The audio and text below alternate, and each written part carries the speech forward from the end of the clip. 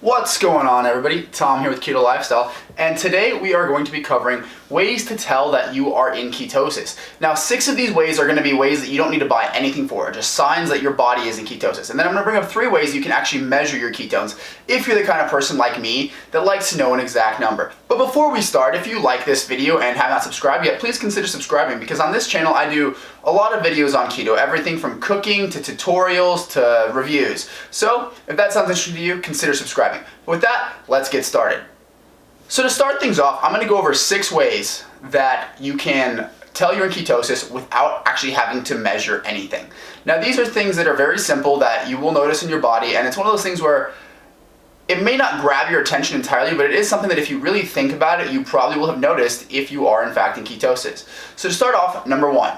Number 1 is keto breath. Now, this kind of gets a bad reputation of being like really foul smelling and yada yada yada. Honestly, it's more metallic and kind of fruity than anything. Chewing gum definitely helps it go away, but that's for another video. But one thing you probably will notice when you first get into ketosis is keto breath. It's like, you may taste metallic, it may smell kind of funny to you. You might not even notice it, but now that you're thinking about it, you might. Now, this is definitely a sign that you're in keto, but if you've been doing this for a while, it probably has gone away. This is one of those things that only happens kind of when you're first getting into ketosis. What keto breath actually is, it's the acetones in your breath that are putting off that smell. It's nothing to worry about, nothing bad, it's nothing negative that this diet causes. It's just a temporary side effect of entering ketosis. Once your body more effectively uses ketones, this really won't be an issue. The second thing that you may notice when you are just starting keto or when you're entering ketosis is that you're just not hungry. Now, this is actually one of the glorious benefits of the ketogenic diet, is that your hunger is not really the same as it is on other diets. So it's one of those things where, like, if you're able to go longer without eating, or you just, even at mealtime, you don't feel hungry, you just don't have the appetite that you used to, that's definitely a sign that you have successfully entered ketosis. Number 3 is another benefit of keto, and that would be more energy. I've noticed that when I enter ketosis, I get a lot more energy. This is a thing experienced by a lot of people. Now, this might not be something you get right away. This is something that may be 2 to 3 weeks into keto. Now, when you first start keto, there is a lot of reports, and even to me, where you can be slightly fatigued when exercising. Don't take this as the whole ketogenic diet is going to cause you to fatigue. So that could even be a symptom when you're first getting into it, but it will go away and you will feel just like you have a ton of energy that you did not have before.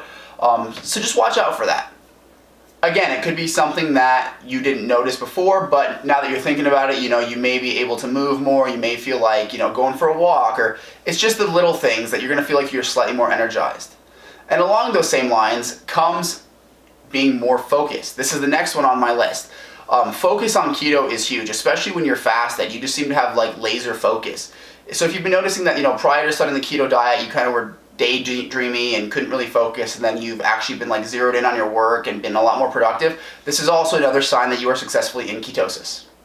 So now we're going to step away from the good things, like the benefits that you may be feeling, and get into some of the things that might not be so great, and this one being intestinal issues. This huge change in your diet can affect everybody a little bit differently, but for me, I definitely know that like it affected my digestive system a little bit when I first started. Meaning I would have very sudden and wet bowel movements. You would just get diarrhea out of nowhere. Now, this is definitely goes away. I haven't had it happen in well over 2 years, but when I first started keto, I'd feel just fine. I remember one time I was actually out on a walk with my dog, and I was about like, half mile from the house, and I felt that I had to go, and trust me, I barely made it. But yeah, it's one of those things, it will go away, it's unpleasant, but when you first get into keto, you can have, just your digestive tract get a little bit out of whack, you have diarrhea for a couple days, it might even be very surprising, but again, it will go away. And number 6 on our list is far less unpleasant than the last one, but it still kind of is annoying, and that is odorous urine. When you're in keto and you're just starting out, you're actually going to have a lot of ketones in your urine, and those can produce kind of like a strange smelling urine. Again, it kind of smells metallic. It's nothing crazy like when you eat asparagus or anything weird like that, but you will notice kind of like a sweeter or metallic smell to your urine. Totally normal, but it is a good sign that you're in keto. So now that we've gone over those 6 things that are kind of just body reactions and things that you may notice on your own, I want to go ahead and talk about ways to measure your ketones using, urine, blood, and breath. Those are the 3 real ways there are to measure them. So let's start with the cheapest option, and that is urine. You can buy a pack of like 100 ketone urine strips for like $10. They're very inexpensive. Now, with them being so inexpensive, you'll also notice that they're not very accurate. And I hate to say that because so many people rely so heavily on them. I used to rely very heavily on them, but I've been experimenting with them more and more now that I've been in keto for so long, and I've realized that they're just not as accurate as I thought they once were. For example, I can use one and it'll show pretty much that I'm negative or maybe a very slight degree of pink, and then I'll do a blood test and I'll be well over 2 millimolars. Now, the reason this happens is one of two things. First of all, your hydration level. If you're new to keto, those sticks should still be registering for you. Your body will not be processing all of the ketones in your body, so some of them will be excreted through urine. But if you stay hydrated like you should be and your urine is clear, you're going to get a much lower reading than somebody who has potentially less ketone usage than you, but is drinking less water. When your urine is yellow, it's more concentrated, so your ketone body is going to be more concentrated in your urine. When you drink plenty of water, it's going to be diluted, so they're not going to register the same on the strips. Now, as I hinted at, the second possibility is you've just been in keto for a while and your body is efficiently using those ketones. So the reason they end up in your urine is because your body has not processed them. They're unused ketones that your body is just expelling. When you've been doing this for a while, your body becomes so used to running on ketones that there aren't very much of them that actually don't get used, which is a good thing for your body, but in terms of keto sticks, it just does not work. Now, option number 2 is my favorite, and this is blood meters. Now, I know people are a little scared of needles, and I can understand why, but a blood meter is really going to be your most accurate method. I personally use one from Keto Mojo. There's another company that makes one called the Precision Extra. It's kind of a trade-off. The Keto Mojo meter is more expensive, but the strips are cheaper. And the Precision Extra meter is less expensive, but the strips are a lot more expensive. So it really just depends on what you're after. Both of them work great. The thing you're going to be looking for when you're using these blood meters is a reading somewhere between 0.5 and 3. Anything in that range is really good. I tend to average in the 2s. Now, for those of you worried about it really being painful, most of the lancets are adjustable depending on how deep you need to puncture. I would say start at the lowest setting and kind of work your way up. I made the mistake of starting at the highest setting thinking I had like very thick skin. Turns out I have thick skin, but not quite that thick, and that did sting quite a bit. But once I got it dialed into the right pressure, it stopped hurting altogether. Now, one mistake people will make is they'll try to lance like the pad of their finger. That's not where you want to do it. You want to do it on the side, and that'll also decrease the pain and give you a better blood draw. Anyway, the very simple device is you prick yourself, get a little ball of blood on your finger, and just stick the device up to it. I did a vlog a while ago of myself using one, which I'll put in the YouTube card right now. And the final way to measure your blood ketones is through your breath. Now, I've never used one of these, and I've heard a lot of varying results from people who own them. Some people love them, some people don't. The big problem that I see with them is that there's usually some type of calibration that's required, or usually disposable parts that need to be changed. One of the big ones is from a company called Level.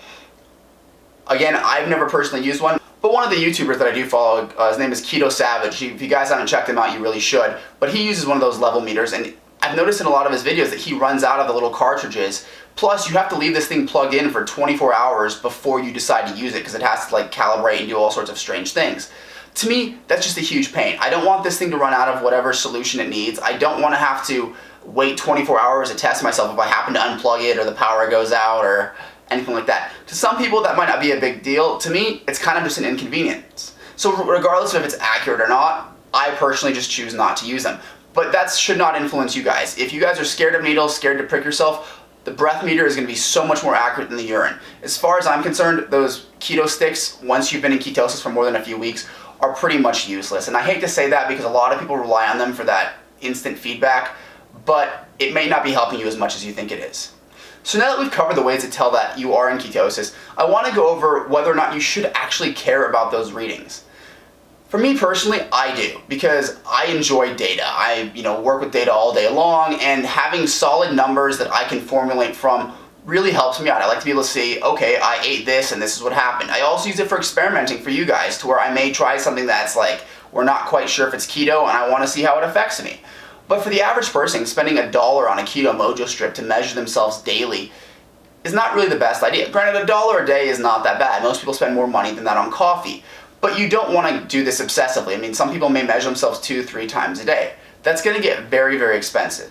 So if you are going to do this, I would recommend getting yourself into a ketosis and then only measuring it when you think you may have eaten something funny, or once a week just to double check.